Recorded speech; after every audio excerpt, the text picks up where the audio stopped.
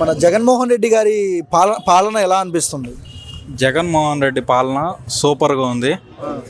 జగన్మోహన్ రెడ్డి చేసిన పథకాలు కానీ అందరికీ బాగా అందాయి. ప్లస్ వాలంటీర్లు కానీ ప్రతి ఇంటికి వెళ్ళి ఏమేమి సమస్యలు ఉన్నాయో కనుక్కొని, ఆరోగ్యం బాగుందో లేదో కనుక్కొని, జగన్మోహన్ రెడ్డి పాలనకి డిఫరెన్స్ ఇప్పుడు ప్రజెంట్ పాలన వచ్చేసరికి సూపర్ 6 అన్నారు. ఒక్కడు కూడా నాకు తెలిసి అయితే ఒక్కడు కూడా ఇంప్లిమెంట్ చేయలేదు. ఇంప్లిమెంట్ చేయలేక ఏ అంటే చేయలేము, మా వల్ల కాదు, డబ్బులు సరిపోవట్లేదు అన్నీ మాట్లాడుతూ ఉన్నారు.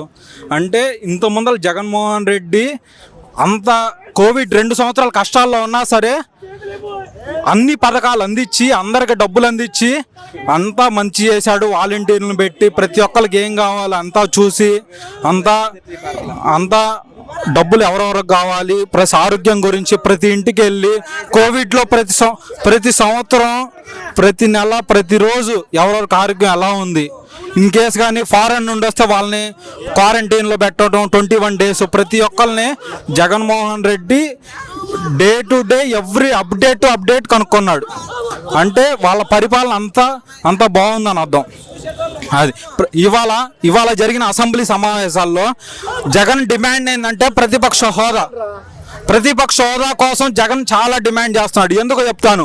ప్రతిపక్ష హోదా ఎందుకు కావాలంటే ఒక లీడర్కి క్వశ్చన్స్ రైజ్ చేయాలి. ఇప్పుడు వీళ్ళు 6 గ్యారంటీస్ అమలు చేయట్లేదు. దానికి వాయిస్ రైజ్ చేయడానికి ఒకళ్ళు కావాలి, వాళ్ళకి ఆపోజిట్ లీడర్గా ఒకళ్ళు కావాలి.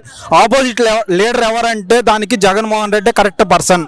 జగన్మోహన్ రెడ్డి మొన్న మిర్చి రైతుల కోసం గుంటూరు జిల్లా మిర్చి యార్డు కోసం వచ్చాడు. కానీ ఆ రోజు జగన్మోహన్ రెడ్డి వచ్చిన ఒక్క సెక్యూరిటీ గార్డును కూడా చంద్రబాబు నాయుడు మిగిలిన అధికారులు కలెక్టర్లు కానీ గుంటూరు జిల్లా కలెక్టర్లు కానీ అధికారులు కానీ ఎవరిని పెట్టలేదు. అంతా జగన్ సెక్యూరిటీ. అంటే జగన్ సైనికులే మొత్తం జగన్మోహన్ రెడ్డిని ఆ రోజున చూసుకొని మొత్తం మాట్లాడి వాళ్ళతో ప్రెస్ మీట్ పెట్టి వాళ్ళ కష్టాలు, దాని తర్వాతే Chandrababu Naidu press note release చేశాడు.